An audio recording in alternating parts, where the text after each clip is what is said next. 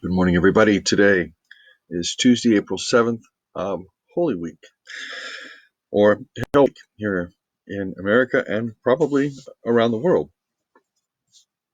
All right. On Sunday, we talked about the mob, Palm Sunday. Yesterday, we talked about the relationship between religion and economics and the sacrificial system, and how both religion and economics sacrifice the poor, essentially. And I also mentioned that theologians don't study economics. They don't know how the markets work. They only do philosophical kinds of things with Marxism and capitalism and these things. And so we are at kind of a place where it's time to talk about the economy in a realistic fashion without covering it over with debates about philosophical structures, capitalism, communism, socialism, libertarianism, what's happening in the real economy. That's what's important. And we talked about that in Jesus' Day, and we talked about it in our time too. And we noticed the relationship between religion and economics, or religion and politics. Okay. Now, just as in Jesus' day, so also in our time, we see extreme groups setting themselves up. So we say that we saw in Jesus' day, we certainly had the collection of those that were generically known as zealots, freedom fighters, as it were. And we certainly had other types of apocalyptic groups doing their own thing. For example, in the Dead Sea, you have them writing about the great war that's coming, and the children of light and the children of darkness, and how the children of light are going to conquer. And guess what? They didn't. They ended up committing mass suicide. So Pollyannish dreams fade, my friends. Pollyannish dreams about the future, when things are tough, we're going to win. There's no guarantees in life except for one. You're going to die. That's the only guarantee you have from the moment you're born. You're going to die. That's it. There's no other guarantees. Now, in our study on Sunday, I noted that the turning point of Jesus' ministry occurs after the feeding of the 5,000. I noted in the Johannine Gospel, we are given that clue in chapter 6, verse 14, I believe it is. The crowd wanted to make Jesus a king. And I noted it's at that point that Jesus, in the gospel tradition, starts talking about his death. Okay? You see, you can't be anointed king without also being anointed scapegoat. Because the original function of kings, before they became kings as we know kings, was they were regular people who were selected, and then there was this elongated period, 3 months, 6 months, a year, where they would get to do anything they wanted. They could violate all the taboos. And then at the end of that year, they were sacrificed. And it's because they violated the taboos that they were given permission to do it. But that's how scapegoating works. It's silly. Saddam Hussein was given permission by George Herbert Walker Bush to invade Kuwait. And then the United States turned around and said, no, we didn't say that. And they went to war with him. Same phenomenon. So Jesus knows that because the crowd wants to make him king, they've put him into immediate rivalry with Caesar and with Herod. He immediately removes from Jewish territory to Gentile territory, heads there straight away. Why? Why would Jesus leave Jewish territory after the feeding of the 5,000 because the crowd wanted to make him king? Well, maybe Herod doesn't have an extradition treaty with the Decapolis. Maybe it's safer there. Certainly going to be less crowds following him into Gentile territory. And then he sits down with his followers and he says, who do the people think I am? And they start saying all kinds of things. You're John the Baptist raised from the dead. You're the prophet Jeremiah. You're this one. You're that one. In other words, they're slotting Jesus into their theological models. That's what they're doing. And then Jesus says, well, who do you think I am? And Peter says, oh, we know who you are, man. You are the Messiah. And Jesus tells Peter, shut up. STFU. Full stop. Because Peter doesn't get it, because Peter's still locked into a militant Messiah. And Jesus turns around, and it's at this point, and I'm in Mark chapter 8, where he began to teach them that the true human must suffer many things, be rejected by the chief priests, the scribes, be killed. And he told them this plainly. And then Peter takes him aside and rebukes him. And Jesus has to say, you are a Satan to me. You're a stumbling block. I refuse to acknowledge your confession. That's not who I am. Jesus did not come to die. So, what did he come to do? He came to bring life. And when we look at the synoptic tradition in particular, now I recognize the Johannine Gospel has its own theology of the cross that it carries right through, and it has Jesus with that self-understanding. I get that. He may well have had some of awareness of those kinds of things that the Johannine writer is talking about. But if I use the synoptics and I go with the general approach to the historical Jesus, as it were, what I'm going to notice is that in the pre-feeding of the 5,000 phase, Jesus is this Isaianic herald of good news, deliverer, exorcist, healer, teacher, prophet, rabbi. He doesn't fit any categories, and yet he seems to touch them all because he's redefining them all. That's what Peter didn't get. That's what the crowds didn't get, is he's redefining these categories.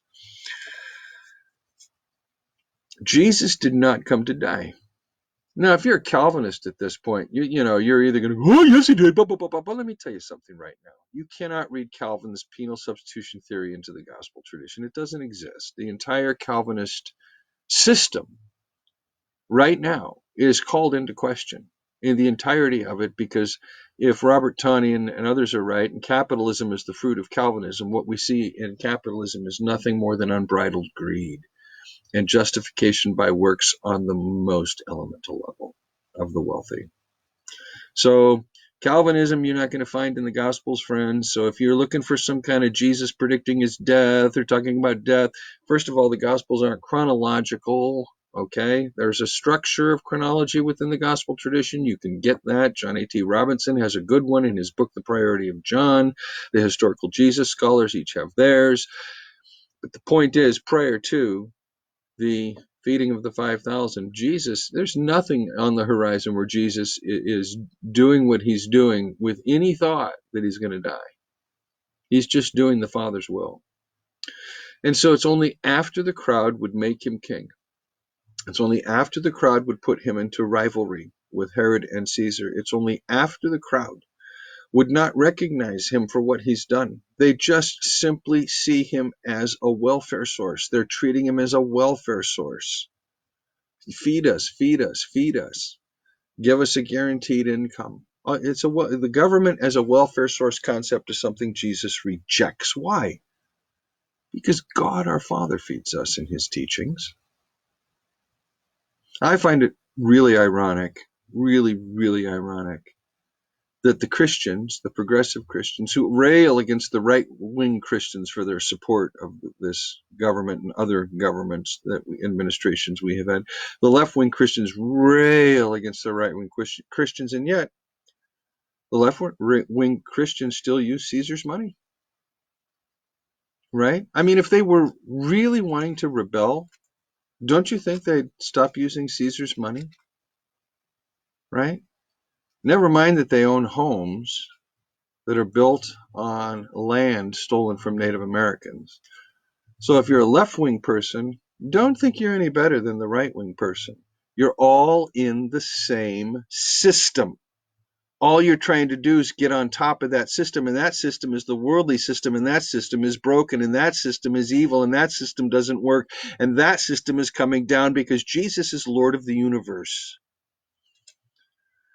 So don't get all high and mighty, whether you're right wing or left wing, because everybody's culpable in this. We all carry dirty money. All of us. There's none of us that doesn't, okay? None of us. Then Jesus says this.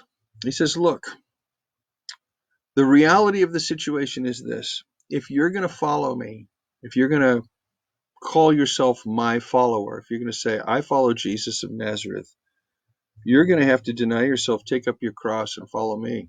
Oh, you go, oh, take up your cross. That's it. And I've talked about this text 1,000 times. So number one, it doesn't valorize suffering. This is not about, suffering is good. Nor is it about you got to take up your burdens. You got to shoulder the burdens of life and, I'm carrying my cross. No, it's not about that. It's about forgiving everyone. That's what the cross is about, forgiving everyone. And so when Jesus says, if you would come after me, you got to deny yourself and forgive everyone. Why? Because if you don't deny yourself, you're going to hold grudges. If you hold grudges, you're keeping people in moral, spiritual debt, just like you are when you lend money with usury. You're creating that debt structure again. So if you carry your cross, you're letting go of debt. The point of the cross is to let go of debt. And that means if I carry my cross daily, there is no one that is indebted to me. Nobody owes me anything. And this, my friends, this is the problem with the Christian church today, because everybody and their brother gets angry and they start going after, you owe me. We have this whole meta narrative on the left about repatriations, and Christians are, let's repatriate. Yeah, let's, they don't get it. It's just another form of Abel's blood. That's all it is. And that's why in the new book coming out, Knowing God, basically I announced the absolute failure of the entirety of American Protestant Christianity. And in fact, as I said before, I did its funeral sermon back in October of 2017. No, the cross, carrying your cross, means forgiving everyone, means nobody owes you anything. And when you take that position in life and you give money, you give it freely. There's no expectation of return. And when you give your life to people in relationships and they're mean, you love them and forgive them and carry on. It's okay. I've said this before. We used to have a little saying on our refrigerator. I think it's been moved to the side now, but it just simply says, it's not about me, And when it is about me, then I apologize, and I'm forgiven, and there's no debts. You see, the whole point of this week has to do with economics, the economics of God's kingdom, the way God reigns, and that's how I translate the phrase basileia tou theou, the way God reigns. It's not a physical place, coming on earth and God lives in the castle up on the mountain. It's about the way God rules, the way God reigns, the kingdom of God. It's the how, not the where or the when. So if you're going to today follow Jesus, just know this. He came to bring life. He did not come to die. He didn't come to die any more than you or I did. He came to bring life just as we came to live life. And you know what we did? We death-dealing humans, we killed him. We killed our last hope. We killed our Obi-Wan Kenobi. We killed our Superman. We killed our Deus Ex Machina. We killed our God. And that's why when we come Friday to Calvary, we're really going to see what it was we did. We killed the one that would forgive us our debts. And what should we expect? So we'll get there. Tomorrow, we're going to do a little talking on Jesus' orientation toward his death as it's reflected in the Epistle to the Hebrews. So again, we're not talking about the historical Jesus, but rather a writer's reflection. And obviously this writer is in touch with the Gethsemane tradition, and that's going to be important as we talk about this tomorrow. This is not a writer unacquainted with the Jesus story as we know it. You need today to think about all your grudges, and you need to let them go if you're a follower of Jesus. And if people owe you anything, you need to let it go. Start fresh with your life. Start with nobody owing you anything, and you'll find that you owe nobody anything except the debt of love. And I think that's the point of the gospel, is it not? I'll look forward to seeing you tomorrow.